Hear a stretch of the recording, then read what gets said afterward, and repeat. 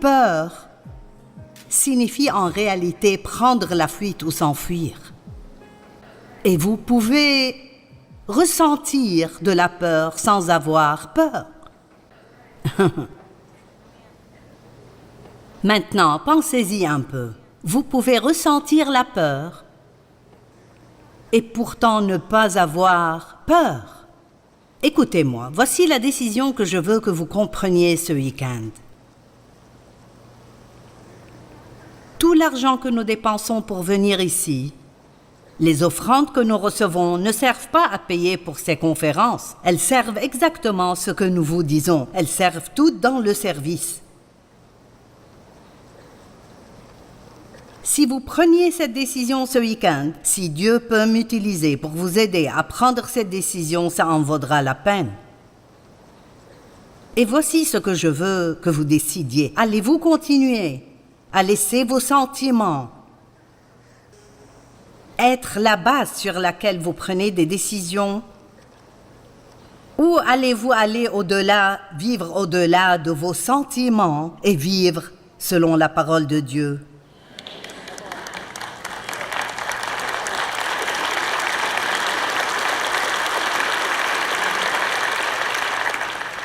Je ressens et je ne ressens pas. Les émotions sont l'ennemi numéro 1 du croyant, à part le diable, mais il utilise les émotions, les sentiments, soit pour nous empêcher de faire ce qui est bon, soit pour nous amener à faire ce qui est mauvais. Qui est d'accord que les sentiments vous gênent beaucoup?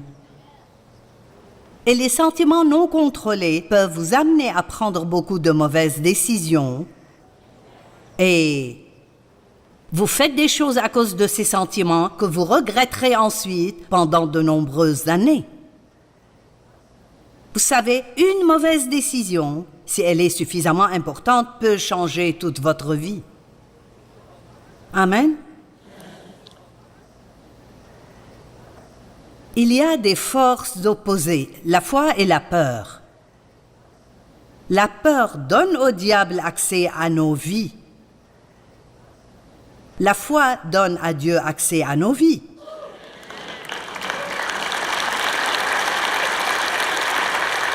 Je vais le répéter, je n'ai pas l'intention de me dépêcher, je veux que vous compreniez ceci. La peur, en fait, est par définition une fausse évidence qui semble réelle.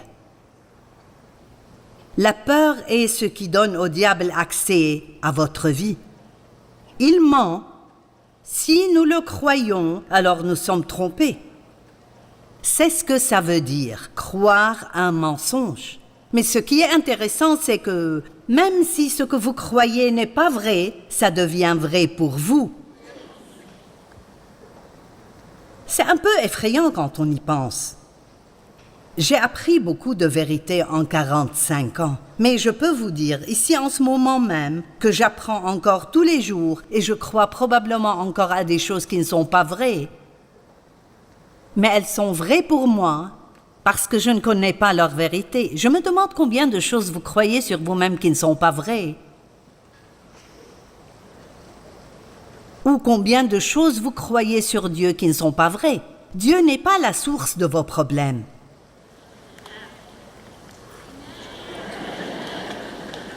Et quand quelque chose de mauvais arrive dans votre vie, ce n'est pas parce que Dieu est en colère contre vous.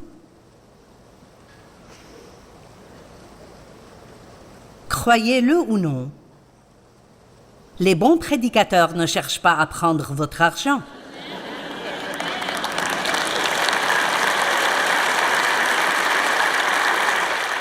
Je trouve intéressant que les gens vous parlent d'argent partout où vous allez. Et le seul endroit où vous vous fâchez, c'est à l'église.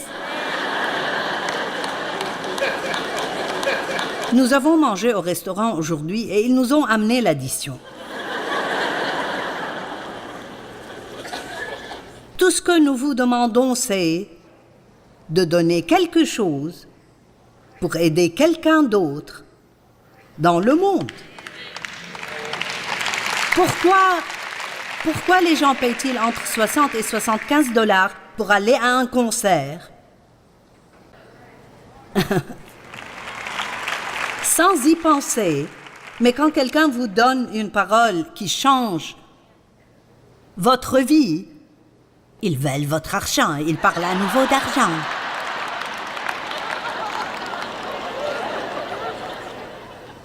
Ce n'est pas mon sujet, mais quelqu'un en a besoin.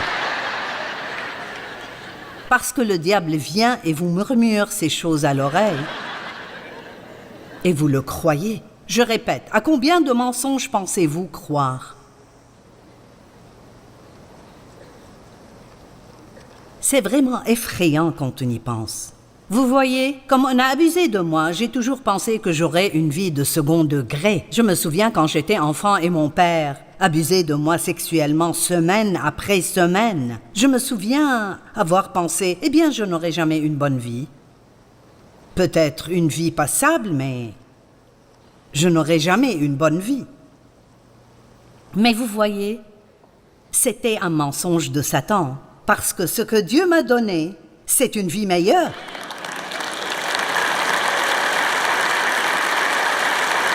Je veux dire, sérieusement, non seulement je n'ai pas eu une mauvaise vie à cause de ça, mais Dieu a pris ce que Satan voulait faire pour le mal et l'a transformé en quelque chose de bien. Et j'ai pu l'utiliser pour aider des millions partout dans le monde.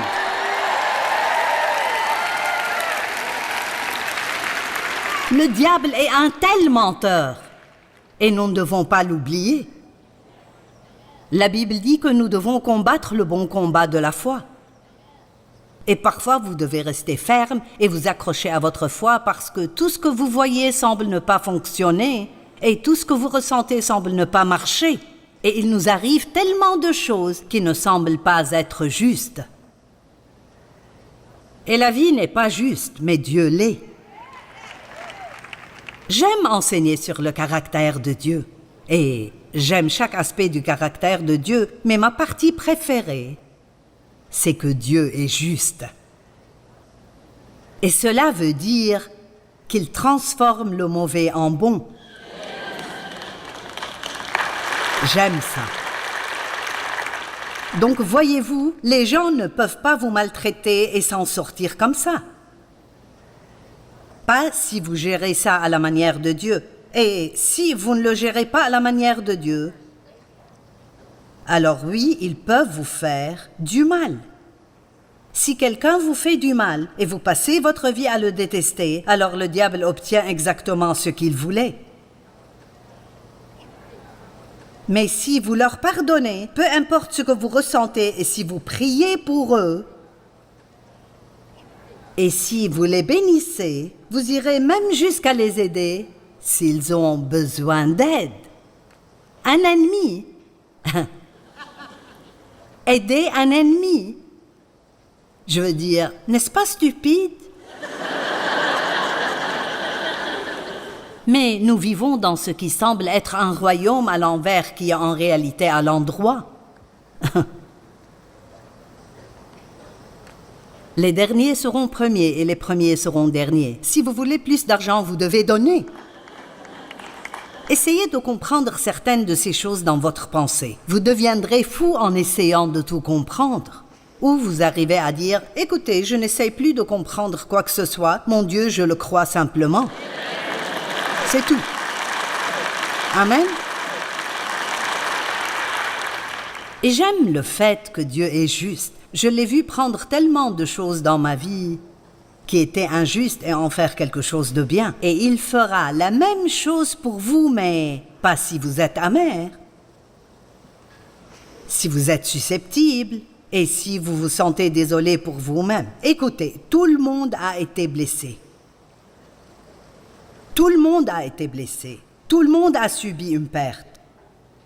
Tout le monde a vécu des choses injustes. Et si vous êtes arrivé ici et vous vous apitoyez sur votre sort parce que votre vie n'est pas comme vous le pensiez, alors je vous supplie d'arrêter ce soir. Arrêtez de vous apitoyer sur vous-même. Dites simplement au diable, non merci, je change ma vie, je vais être reconnaissant et remercier Dieu pour ce qu'il a fait dans ma vie.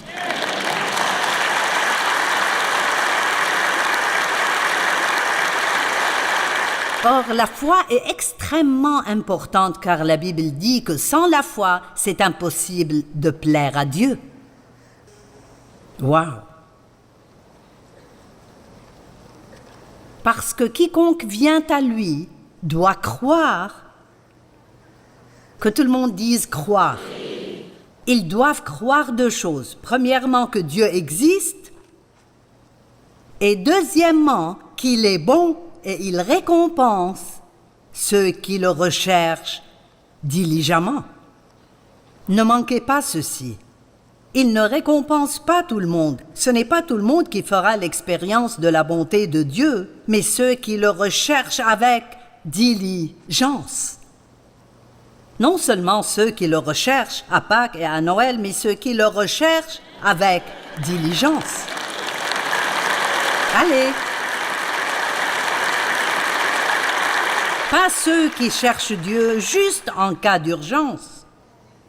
C'est incroyable comment, lorsque nous avons de gros problèmes, nous trouvons du temps pour Dieu. Et comment nous sommes trop occupés le reste du temps quand les choses vont bien. Oh, si nous pouvions simplement apprendre que nous sommes tout le temps désespérés. Sans foi, il est impossible de plaire à Dieu. Sans foi, nous ne pouvons pas recevoir et suivre le bon plan de Dieu pour notre vie. Dieu a déjà un bon plan pour votre vie.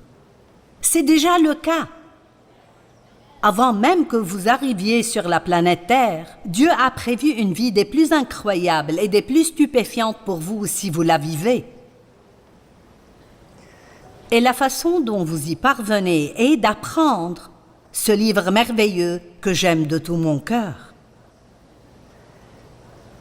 Apprendre ce qu'il contient et faire ce qu'il dit. Le plan de Dieu est si simple qu'un enfant de 2 ans pourrait le comprendre. Lisez-le, croyez-le, faites-le.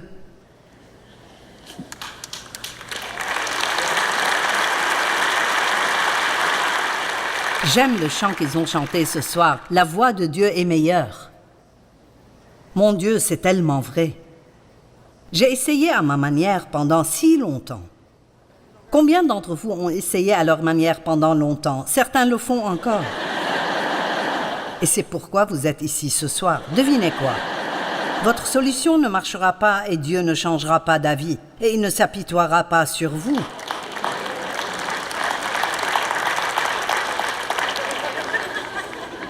Oh, allez, nous essayons de faire en sorte que Dieu ait pitié de nous. Eh bien, mon Dieu, je n'en peux plus. Mon Dieu, je vais juste abandonner. Non, vous ne le ferez pas. Qu'est-il arrivé à mon joli verre en cristal?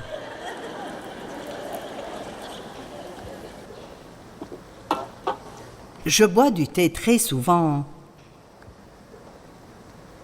avant les réunions. Ça me garde un peu la gorge claire. Mais quand je mets du rouge à lèvres sur le bord de la tasse et je bois, il y a ces petites lignes qui apparaissent. Alors, vous avez mon verre là-bas? Alors, ma brillante équipe m'a fait fabriquer un gobelet.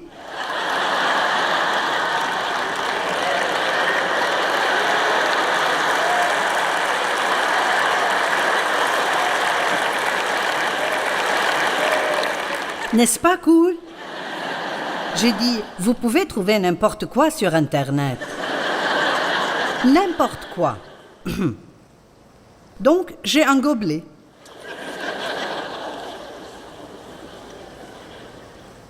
N'aimez-vous pas la parole? J'aime vraiment la parole de Dieu.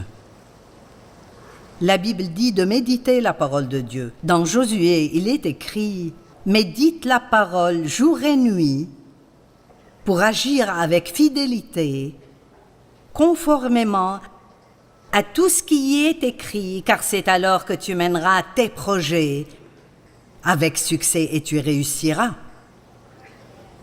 Méditer la parole, c'est comme la mâcher. Si vous ne mâchez pas bien votre nourriture, vous n'en retirerez aucun élément nutritif. Mais plus vous le mâchez bien, plus vous obtenez non seulement la saveur, mais vous obtenez la nutrition. Et la parole est comme ça. La Bible dit que on utilisera pour vous la même mesure que celle dont vous vous serez servi pour l'étude de la vérité, et on y ajoutera pour vous qui écoutez. Je suis heureuse que vous soyez ici. Mais si vous partez et vous ne pensez plus à ce qui a été dit ce soir, cela ne vous fera pas beaucoup de bien. Et cela fait partie de notre problème. Nous allons nous asseoir quelque part et nous cherchons un prédicateur qui a fait tout le travail pour nous nourrir. Et nous devenons paresseux. Je suis heureuse que vous soyez là, mais si vous dites « je vais faire l'une des deux choses suivantes, soit je viendrai t'écouter, soit je vais étudier moi-même », je vous dirai « restez à la maison, étudiez vous-même ». Pourquoi? Parce que vous devez avoir une relation personnelle avec Dieu. Vous devez vous rapprocher de Dieu vous-même.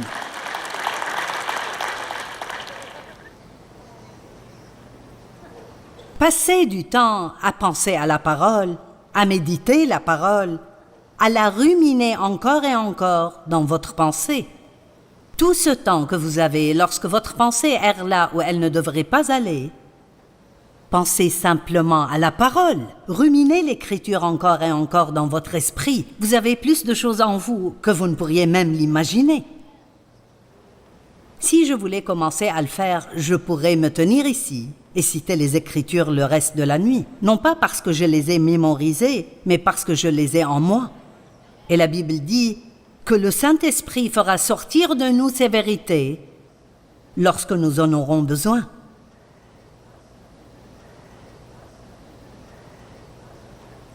Dans Jean 6, 28 et 29, les disciples ont demandé à Jésus, et c'est une question que nous posons tous souvent, que devons-nous faire pour plaire à Dieu? Que devons-nous faire pour accomplir les œuvres de Dieu?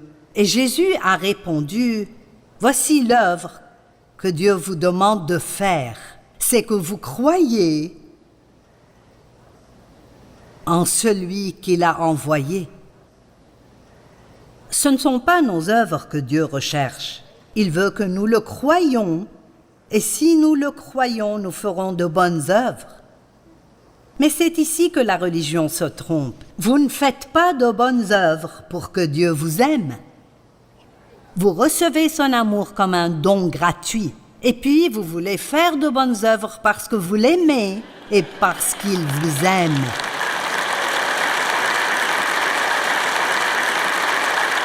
Et si vous n'apprenez jamais cela, alors vous passez tout votre temps peut-être à lutter pour faire de bonnes choses, mais la raison pour laquelle vous les faites n'est pas bonne, alors vous perdez votre récompense. Parce que si notre motivation n'est pas bonne, alors nous n'obtiendrons pas la récompense. Ce qui est important n'est pas ce que nous faisons, mais la raison pour laquelle nous le faisons. Amen. Êtes-vous venu ici juste pour voir à quoi je ressemble en personne?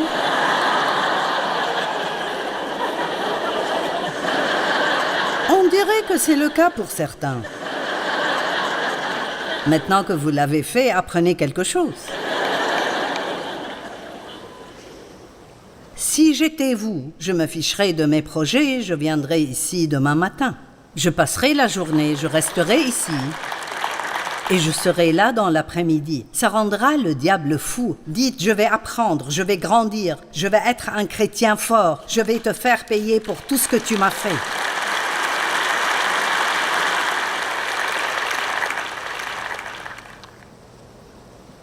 Vous dites, si seulement j'avais plus de foi. Laissez-moi vous dire, vouloir ne vous rapportera rien dans le royaume de Dieu. Le désir ne suffit pas, il faut que vous agissiez.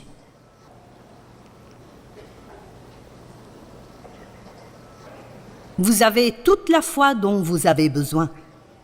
Chacun d'entre vous a toute la foi dont il a besoin pour faire quoi que ce soit et tout ce que Dieu vous a demandé de faire. Et vous avez toute la foi dont vous avez besoin pour traverser tout ce que cette vie vous réserve.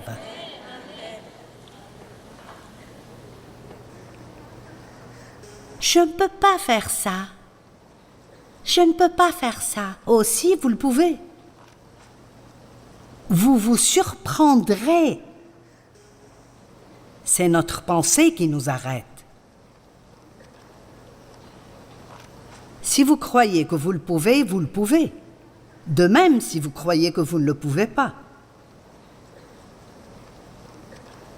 Par la grâce qui m'a été donnée, je dis à chacun de vous, Romains 12, 3, de ne pas avoir une trop haute opinion de lui-même, mais de garder des sentiments modestes, chacun selon la mesure de foi que Dieu a donnée à chacun de vous. Donc, ce qu'il dit ici, c'est que, quoi que vous puissiez faire, si vous pouvez faire une bonne chose, si vous avez un talent ou un don, ne pensez jamais que cela vous rend meilleur que quelqu'un d'autre, car la seule raison pour laquelle vous pouvez le faire, c'est que Dieu vous a donné la foi pour le faire. Et laissez-moi vous dire que l'humilité est l'une des vertus les plus difficiles à acquérir et l'une des plus importantes que nous puissions développer. Ne pensez pas que vous êtes meilleur que les autres. Ne méprisez pas les autres, ne jugez pas les autres de manière critique, ne regardez pas les gens en pensant « Eh bien, je ne ferai jamais ça ». Eh bien, c'est à ce moment-là que Dieu vous laissera tomber à plat ventre. Allez, nous ne prenons pas un dessert ce soir. Nous prenons ce qu'il faut pour grandir. Amen. Et vous le voulez, vous voulez grandir. Le dessert a bon goût, mais il vous rendra malade si c'est tout ce que vous avez. Nous avons assez de foi pour faire tout ce que Dieu veut que nous fassions. Croyez-vous ceci, que vous avez en ce moment même assez de foi pour faire tout ce que Dieu veut que vous fassiez?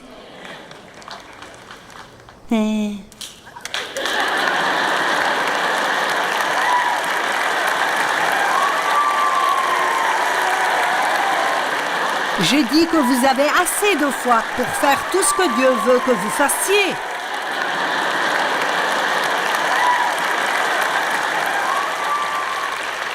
J'ai vécu l'enfer quand j'étais petite. Vous voulez vous venger du diable pour tout ce qu'il vous a fait? Eh bien, commencez à être bon envers autant de personnes que possible. Bénissez tous ceux que vous rencontrez. Apprenez la parole et obéissez-y. Amen.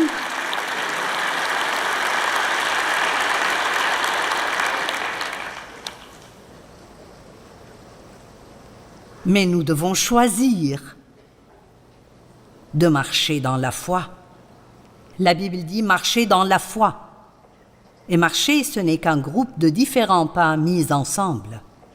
Et donc, pour moi, ce sont comme des choix. Nous devons toujours choisir. Vais-je marcher dans la foi ou vais-je marcher dans la peur? Je vais marcher avec foi ou selon ce que je ressens?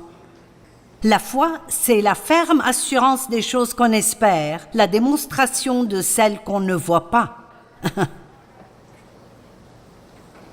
Quand je les vois, je n'ai plus besoin de foi. La foi est l'étape entre les deux. Marc 11, 24 dit que tout ce que vous demandez, croyez que vous le recevez et vous l'obtiendrez. Mais il ne vous dit pas quand vous l'aurez. Ah, Dieu est intelligent. C'est l'écriture la plus merveilleuse quand vous la comprenez. Croyez que vous l'avez reçue, même si vous ne pouvez pas le voir, ça m'appartient. Je le crois. Chaque fois que le diable essaye de vous dire que vous n'y arriverez pas, dites-lui, si, ça viendra. Ça viendra. Dieu est fidèle, ça viendra.